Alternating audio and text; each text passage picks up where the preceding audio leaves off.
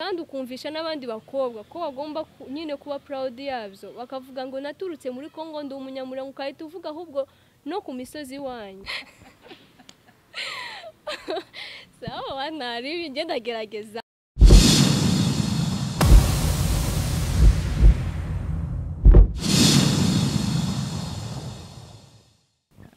twongeye kubasuhuza inshuti bakunzi bacu Ikombe TV aho muherereye mwese mugira amahoro y'Imana.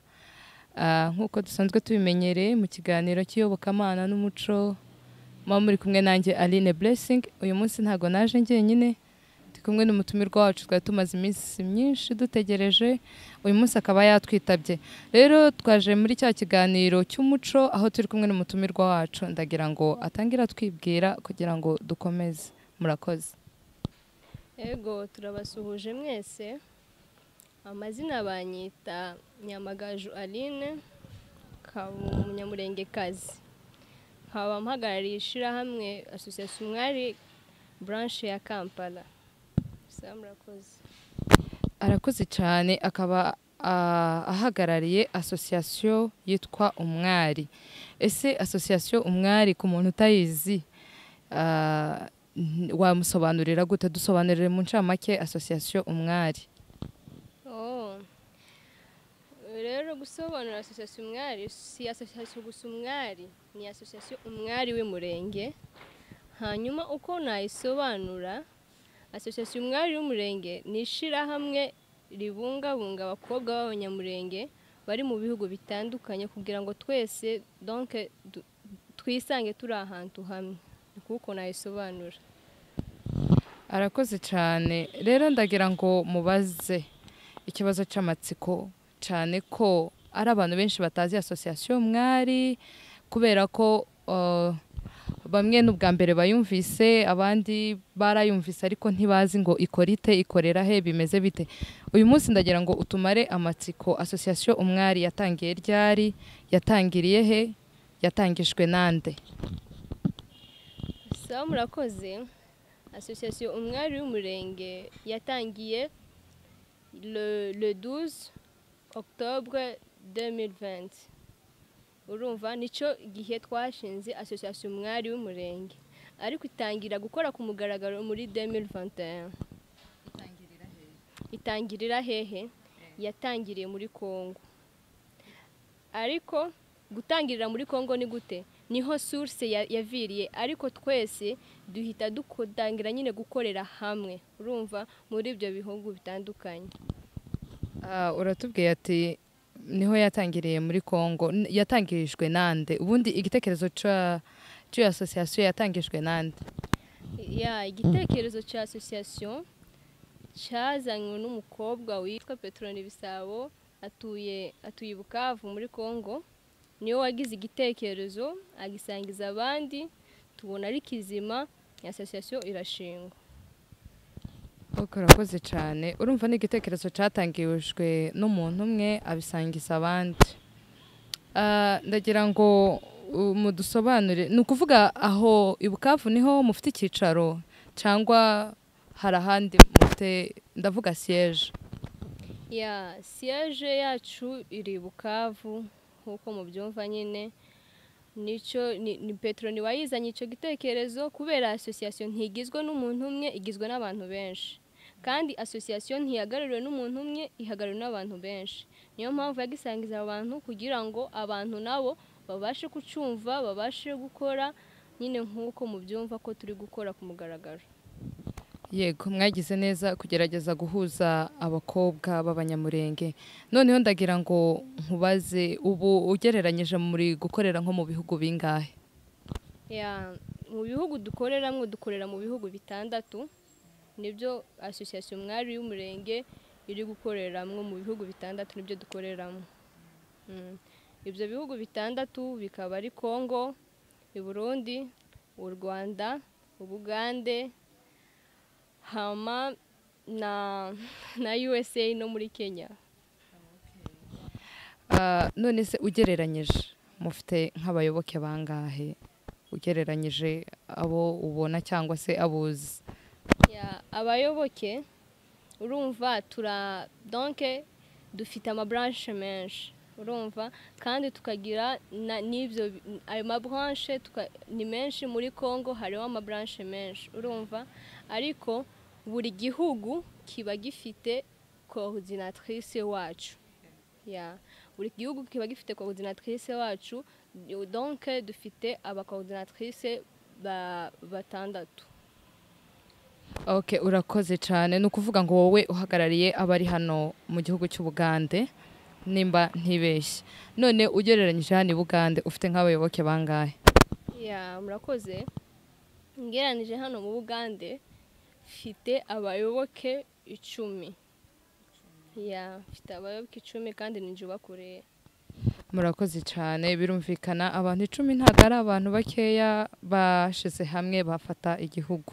Rero ndagira ngo dusobanurire ku kijanye n'izina Umwari nyirizina ubwaryo. Izina Umwari ni mwese mwahuriye hamwe muraritekereza muravuga ngo reka iri huriro ryacu turyita Umwari, cyangwa nk'uko igitekerezo cyavuye mu muntu umwe ni nako ari we wazanye izina Umwari ryaje gute? Murakoze. Izina Umwari ryaje gute? Icyo gitekerezo cyavuye mu muntu umwe, ariko iryo zina ntiryavuye mu muntu umwe. Kugira ngo ufate donc ushake titre woheza nk'icyo, donc nk'iyo pensée, nk'iyo ide yawe, nk'icyo gitekerezo cyawe wavuze ngo ushaka gushinga association y'abakobwa, urabanza ukicara ugatekereza. Rero nawe yegereye abantu bakuru, bajya donc les aînés, bajya baturuta, arabegera ababaza izina nyaryo donc yobasha guhesha association yacu, bamubwira ngo Umwari. Abantu benshi baribaza ngo Umwari se si Ikinyarwanda, urumva, bahita bababwira ko Umwari ni izina ry'Ikinyamurenge. Ni Umwari nyine, Umwari ni umukobwa w'umunyamurenge. Yego, murakoze. Bivuze ngo Umwari w'umunyamurenge no abatarubaka, abatarashaka, nkuko izina ribisobanura. Rero hano turacyari ku Ikombe, ndagira ngo nkomeze mbasabe mwebwe inshuti zacu mukore subscribe, share na like, kuko ibitekerezo byanyu turabikunda kandi biratwubaha cyane. Nkuko tubimenyereye, ndagira ngo Aline udusobanurire zimwe mu ntego ndetse n'imirongo ngenderwaho ya group ya association Umwari, kubera ko nkuko tubimenyereye itsinda iryo ari ryo ryose rigira intego ziha runaka kugira ngo zizabashe kugerwaho mu gihe cya bugufi cyangwa se mu gihe kirekire. Ndagira ngo rero udusobanurire nk'intego ebyiri za association Umwari, intego mugenderaho. Murakoze. Twe nka association Umwari y'Umurenge, intego tugenderaho, icyambere twari twakivuze ni kubungabunga abakobwa b'Abanyamurenge kugira ngo bahurire hamwe. Rero intego yindi dufite ni ukwigisha umukobwa w'umunyamurenge indangagaciro nyine ziwe, ukuntu umukobwa w'umunyamurenge agomba kwitwara nyine mu mahanga, urumva, no mu banyamahanga nyine, no mu banyamurenge bagenzi bacu, akamenya indangagaciro z'umukobwa w'umunyamurenge. Intego ya gatatu ni uguteza umuco wacu gakondo tukawuteza imbere, umuco wa Kinyamurenge tukawuteza imbere, imvugo yacu y'Ikinyamurenge tukayiteza imbere. Kandi kuyiteza imbere si ukuyiteza gusa imbere muri Congo, ahubwo ni ukuyiteza imbere no mu mahanga, tukamenyekanisha umuco wacu wa Kinyamurenge. Yego, murakoze. Urakoze cyane. Muri izo ntego utubwiyemo ko mufite ni indangagaciro za Kinyamurenge. Tubwire indangagaciro zibiri ziranga umunyamurengekazi. Rero indangagaciro nka zibiri ziranga umunyamurengekazi twese turazizi, urumva. Icyambere umukobwa w'umunyamurenge, donc ni ukumupriva, ni ukumukura muri iriya mico y'abanyamahanga. Twese turabizi ukuntu abakobwa b'Abanyamurenge bagomba kwitwara. Umukobwa w'umunyamurenge kwitwara kwiwe neza cyangwa indangagaciro ziwe nyine nziza, icyambere umubonera ku myambaro, urumva, ku ku myambaro kubera urasanga nyine ubonye umukobwa w'umunyamurenge arambara ukamenya kumutandukanya n'umunyamahanga. N'ikindi cya kabiri ni imyitwarire yiwe, ukuntu yitwara, ariyubaha, yitwara n'abanyamahanga nabo bariyubaha, ariko umunyamurenge afite uko yitwara akitandukanya n'abanyamahanga. Uvuze ku kintu cy'imyambarire, ndagira ngo utubwire imyambaro umunyamurengekazi yambara ukabona atandukanye n'umunyamahanga. Ni amapataro, ni ijipo, twese ibyo byose nabo barabyambara. Ndagira ngo utubwire itandukaniro riri hagati y'imyambarire y'umunyamurengekazi n'umuntu wundi utari umunyamurenge.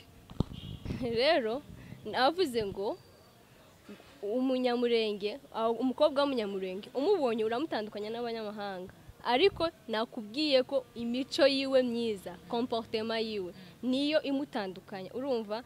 Naho imyambarire y'umukobwa w'umunyamurenge nakubwiye ko imyambarire niyo yerekana ko uyu mukobwa yambaye neza, ni umukobwa w'umunyamurenge. Kwambara neza ni gute? Ni ukwambara ukikwiza, urumva, apana kwambara ukambarira abantu nyine amashoti, urumva, ukabambarira nabi.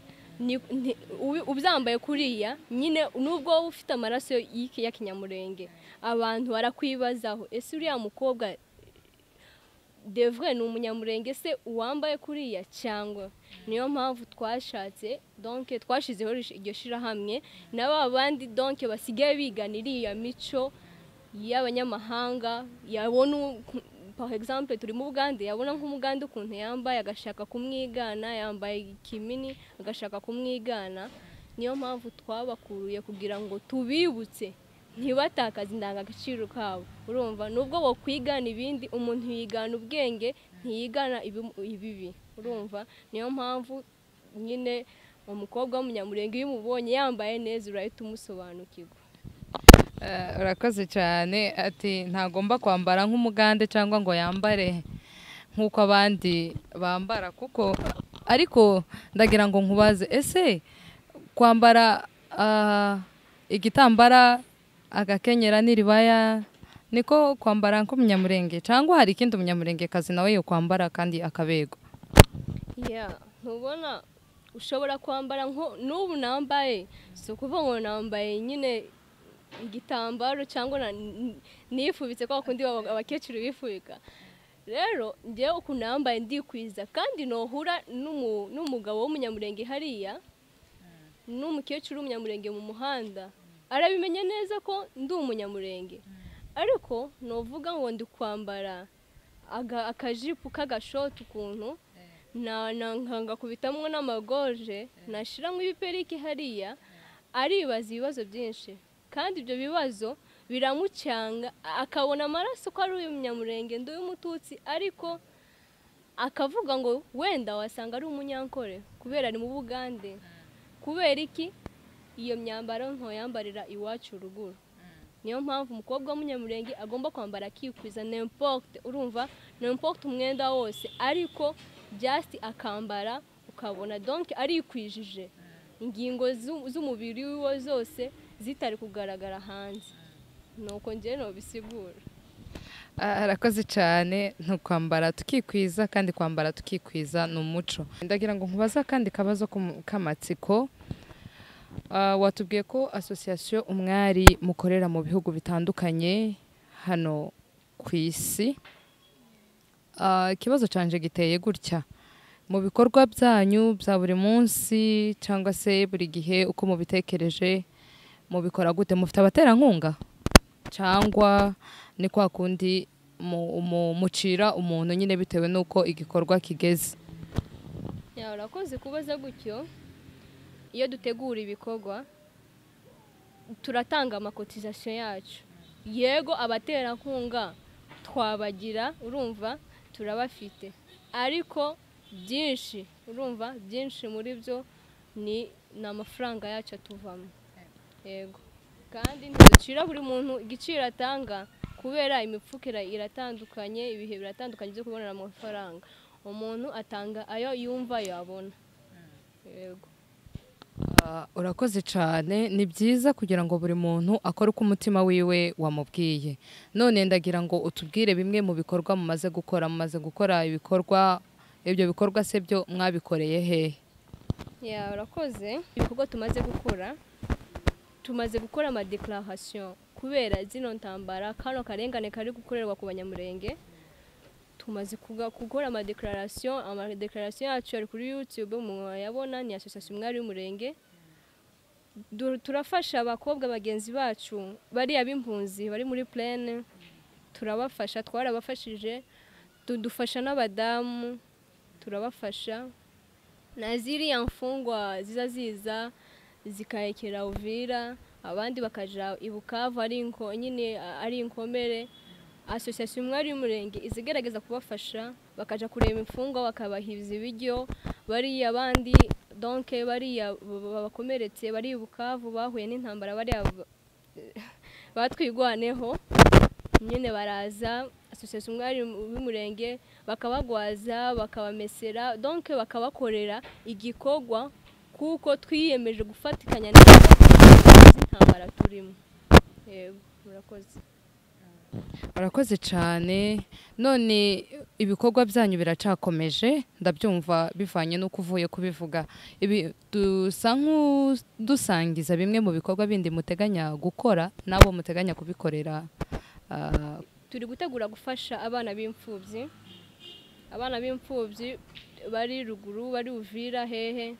Turi gutegura kubafasha kubera iyo dushaka gufasha donc turabaza bariya babakuriye niki bakenye niki bagomba bashaka nyine twakimenya hakaba ari cyo nyine tubakorera tukakibaheza.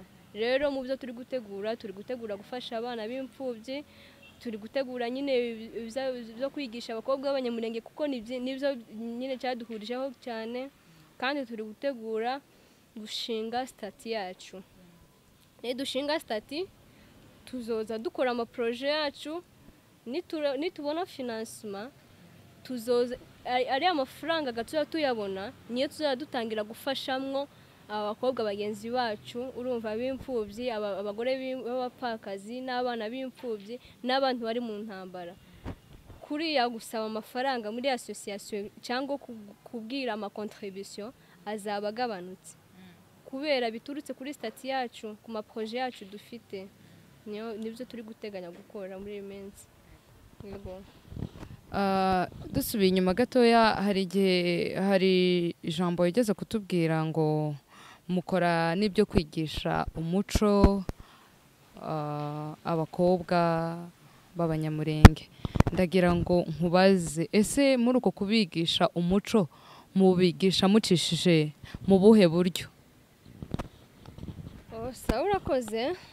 Kubigisha twese ni uguhurira kuri social media, urumva ni kwa kundi nababwiye ko twebwe turatumira, urumva turatumira bagiye abakuru bakaza bakatwigisha. Ni ugutumira kuri social media, donc tugakora nko kuri Zoom cyangwa tugakora n'inama nyine kuri WhatsApp kubera dufite ama branche menshi, ariko tugahura twese ku Umwari association ku isi, tugahuriraho hanyuma nyine bakatwigisha bakatwungura bimwe na bimwe. Yego murakoze. Murakoze cyane. Ndumva muri ibyo ngibyo babigisha imbyino, babigisha indirimbo, babigisha umuco, babigisha iki, baradetermina cyangwa babigisha byose muri rusange batavanguye? Sawa murakoze. Hama ibyo batwigisha nyine nk'ubu titurinjira cyane, urumva titurinjira cyane muri byo kubera twatangiye gukora kurirana n'izi ntambara. Usanga abantu benshi basigaye bahugira donc mu gufasha ubwoko. Ni gute twofasha ubwoko bwacu, ni gute ibi bintu twobicecekesha cyangwa ni gute basi twotabara na bariya bari guhunga, urumva. Rero twebwe bariya dutumira, urumva, donc just baduha advices, baraduhanura, urumva, kuvuga ngo dufate umwanya ngo dutangire kwiga imico, donc dufate gusa ko ariyo projet dufite ngo dutangire kwiga imico.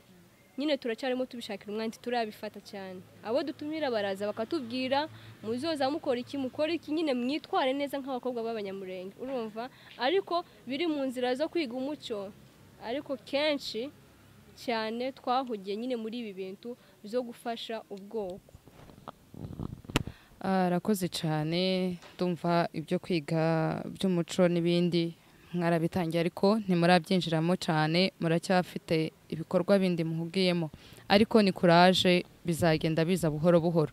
Rero tugana ku musozo ndagira ngo ubwire abantu badukurikiye, kuko hari umuntu uzi association Umwari nk'uko twatangiye tubivuga, hari uwundi ubimenye uyu munsi, hari n'uwundi uzabimenya ejo hazaza.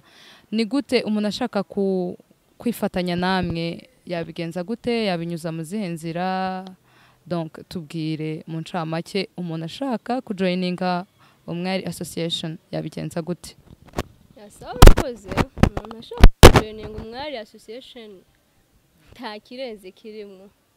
Icyambere ni ukuba ufite ishaka ry'ubwoko, ugakunda ubwoko bwawe bw'abanyamurenge, ukaba ufite uwo mutima wo kubikorera, ugakorera ubwoko bwawe bw'abanyamurenge, ugakunda donc ubwoko, ukaba witeguye no kuma contribution ntibisaba gusa ngo amafaranga, ushobora kuzana ibitekerezo byawe, ukitegura gukora ama declaration, badusabye gukora declaration urabikora, badusabye gukora iki ukabikora, gusa ukaba ufite ishaka ry'ubwoko kandi ukaba witeguye donc kwemera donc buri kintu cyose tuzaba dukoze ukadushigikira, ukayikunda, wowe umumambi wa association yacu.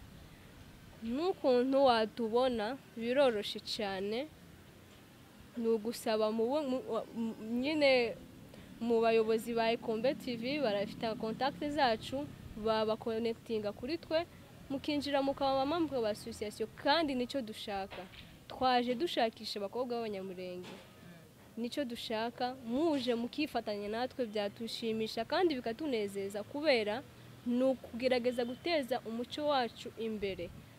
Kuko usigaye usanga ndi proud yo kuvuga Ikinyarwanda mu Banyarwanda, ndi proud yo kuvuga Ikirundi mu Barundi, kandi ndi proud yo kuvuga ko ndi Umunyarwanda mu Bagande, sivuge ko ndi Umunyamurenge, simvuge ko turutse muri Kongo. Ukumva ibyo bintu birakubabaje, ariko uvuze ko ndi Umunyarwanda, ndi Umunyamurenge, ukavuga ko ndi Umunyamurenge, kandi ukumvisha n'abandi bakobwa ko bagomba nyine kuba proud yabyo, bakavuga ngo naturutse muri Kongo ndi Umunyamurenge, ukahita uvuga ahubwo no ku misozi wanyu. Biba binejeje, biba biteje ishema, muba mumenyekanye. Ikibazo nuko batatuzi, niyo mpamvu mbasaba ko abakudukurikirana nyine nimuze mutujoininge, aho kutubona biri simple no contactinga donc abayobozi ba Ikombe TV. Umuntu wese contactinze araguheza namba zacu, turakwakirana amahoro nta kibazo. Arakoze cyane. Rero tugana ku musozo ndagira ngo ubwire inama abakobwa b'abanyamurenge, cyane ko nawe ubwawe utoroshe, kubera ko ufite itsinda ry'abantu batari bakeya uyoboye, ufite uburyo bayoboyemo. Ndagira ngo ugire inama abakobwa b'abanyamurenge bumve ko kwitwa umunyamurengekazi nabyo byagira agaciro, bikagira icyo bisobanura mu bantu. Murakoze. Sawa, urakoze. Nje inama naheza nyine nagirira abakobwa b'abanyamurenge bagenzi banje, nuko twashaka kumenya, nuko bakwifuza kumenya cyane umunyamurenge icyo ari cyo, nuko bashaka kumenya cyane, donc ukaba interested no kumenya umukobwa w'umunyamurenge ni gute yitwaraga kera. Urumva ugasya donc kuko comparinga ukuntu ari kwitwara ubu n'ukuntu bitwaraga kera. Urumva icyo naheza umukobwa w'umunyamurenge, donc nka advice, umukobwa w'umunyamurenge agomba kwitwara neza, nubwo atomenya gutandukanya imitwarire nk'abavukiye hano, akavuga ngo se ni gute nakwitwara nk'umukobwa w'umunyamurenge, ukegera gusa umuntu mukuru akakubwira, ukitwara ukitandukanya. Urumva ukitandukanya, umukobwa w'umunyamurenge wihesheje agaciro wenyine, wiyubashe, n'abantu barakubaha, n'abantu baragutinya, umuntu aratinya kukwegera kuko ababona ikikurimwo kitoroshe, ababona ko uri umuntu wiyubaha, ko kuri umuntu intellectuel ukuntu. Niyo mpamvu gusa njye nasaba abakobwa b'abanyamurenge kwiyubaha kandi bazoza bamenya ko ari abanyamurenge, bazoza bihesha agaciro nk'abakobwa b'abanyamurenge. Murakoze. Arakoze cyane. Uyu munsi rero ntago biba bisanzwe kandi nta nubwo bigomba kuba ibisanzwe, buri kintu cyose kigomba guhabwa agaciro. Rero umutumirwa wacu tugiye kumubaza amagambo abiri y'ikinyamurenge nk'uko twasanze muri association yabo bibanda ku muco cyane. Rero tugiye kukubaza amagambo akurikira abiri, uraza kudusobanurira. Kera baratsindaga ba mama, ababyeyi bacu bakoreshaga ijambo twita gutsinda, kandi gutsinda turabizi ni ukuvuga ngo ntabwo yashoboraga kuvuga sebukwe mu izina cyangwa n'ikindi kintu kijya gusa nk'iryo zina ntabwo yakivugaga. Ibyo byose twese turabizi. Rero ndagira ngo udusobanurire ijambo inyosha n'igitimbizo, ayo magambo abiri, kugira ngo tukomeze tubyige kandi tubikunde. Dusobanurire ijambo inyosha n'ijambo igitimbizo.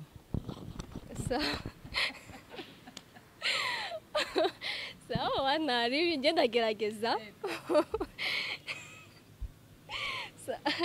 Umva, uvuze amagambo nyine akomeye kandi gutsinda nyine biba mu muco wacu.